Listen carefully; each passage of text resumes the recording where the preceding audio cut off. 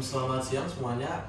Kami dari kelompok 13 kelas H dalam mata pelajaran Hukum Administrasi Negara membawa artikel ilmiah tentang evaluasi keselamatan pengguna angkutan umum menurut Perda Kota Bekasi. Oke, mungkin sebelumnya bisa perkenalkan diri dulu, Pak. Oke, saya dengan Arya Yuda. Saya pelaksana pada bidang angkutan dan terminal Dinas Perhubungan Kota Bekasi. Oke, baik. Boleh langsung ke pertanyaannya aja ya, Pak.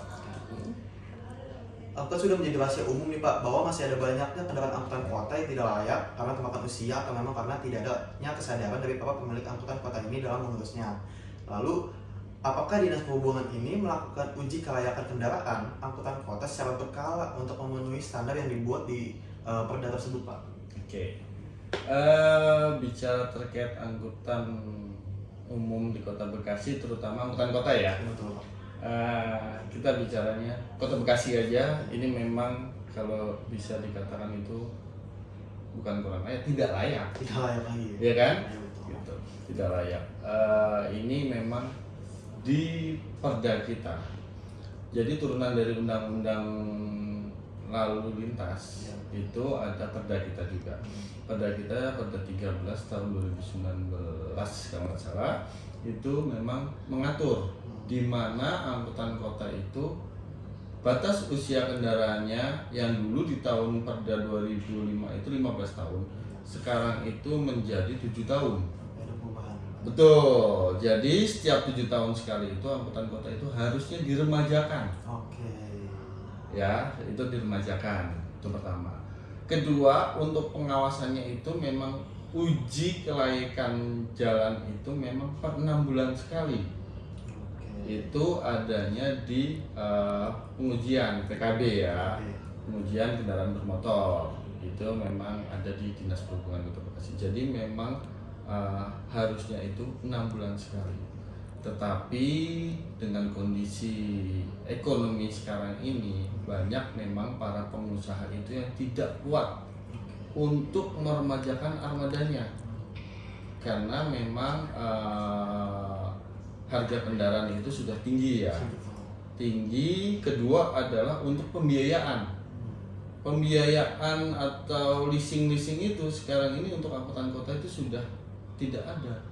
Oh, sudah tidak ada, Pak? Nggak ada. Kalau dulu ya masih banyak leasing di luar ya yang ada sekarang ini. Nah, tapi kalau yang leasingnya sekarang ini yang kita tahu itu banyak beredar itu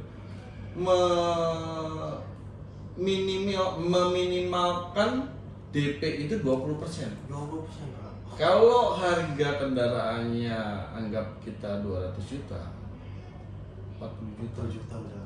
untuk DP. Apakah para pengusaha ini sanggup? Pasti tidak. Nah, jadi memang dengan kondisi sekarang ini, perekonomiannya sekarang ini yang memang agak sulit, ya seperti apa dan bagaimana, itulah keadaannya. Jadi kalau dari pertanyaan tersebut itu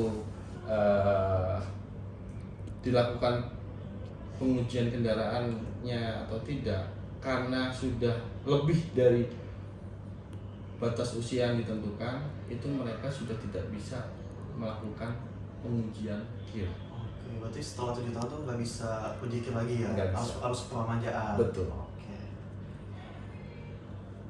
Oke, boleh lanjut ke pertanyaan nomor 2 ya, Pak? Oke. Kita tahu bahwa sangat lumrah terjadi pergantian sopir angkutan kota karena setoran atau shiftnya itu udah habis. Tentu kita tidak tahu apakah sopir tersebut memiliki SIM atau sebagainya.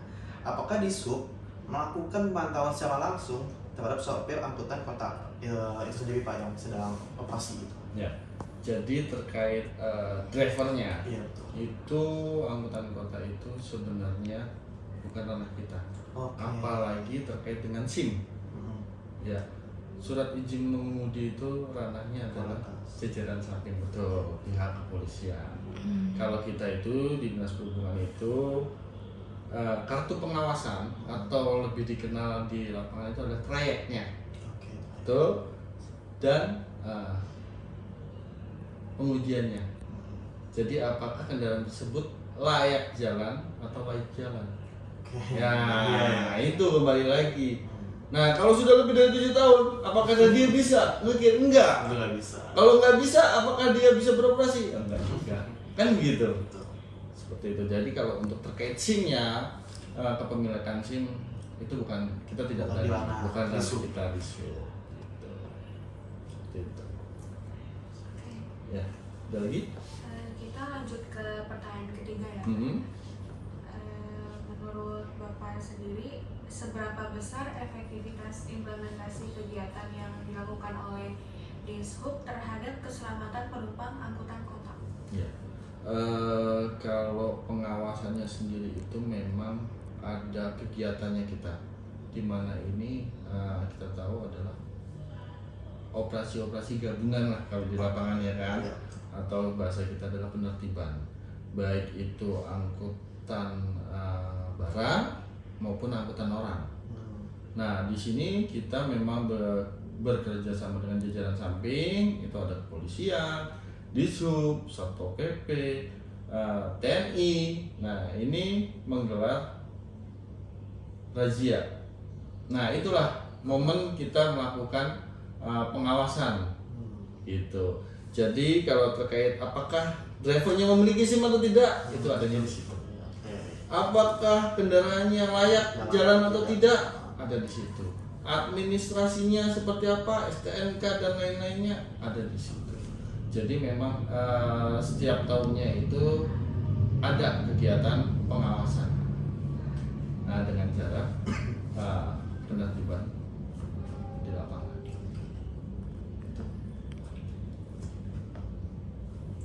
Oke, selanjutnya pertanyaan nomor 4, Pak. Apabila ada kecelakaan yang disebabkan oleh angkutan kota, maka kayak Satlantas, Dishub, dan Jasa Raharja kan secara tidak langsung tuh bertanggung jawab akan kejadiannya tuh, Pak.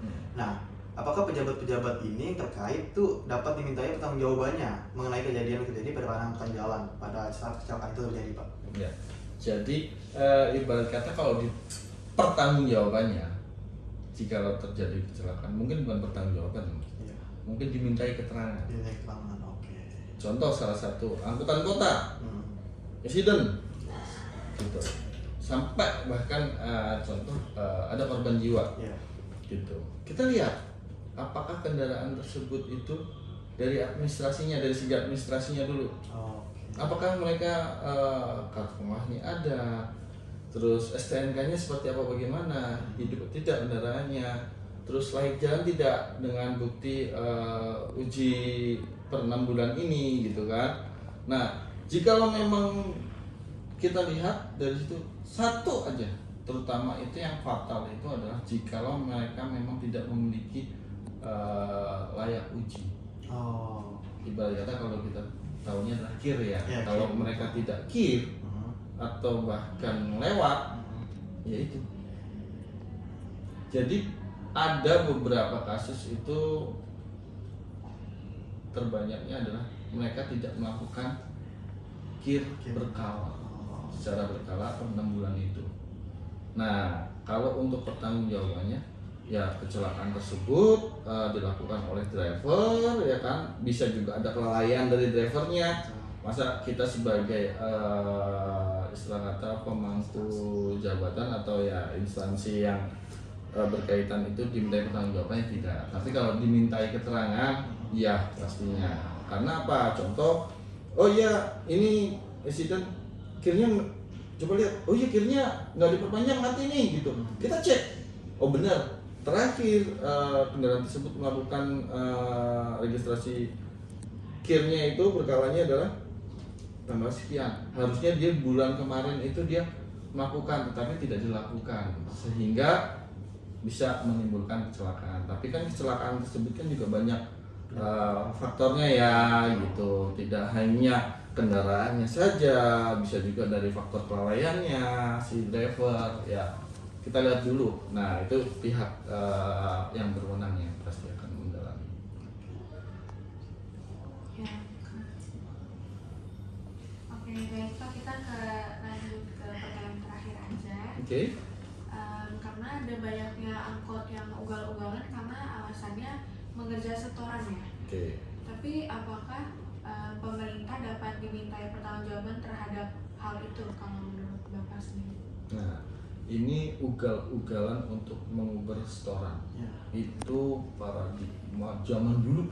Oh, dia bangun tuh. Zaman dulu. Hmm. Iya. Ugal-ugalan, kebut-kebutan untuk mengubah restoran.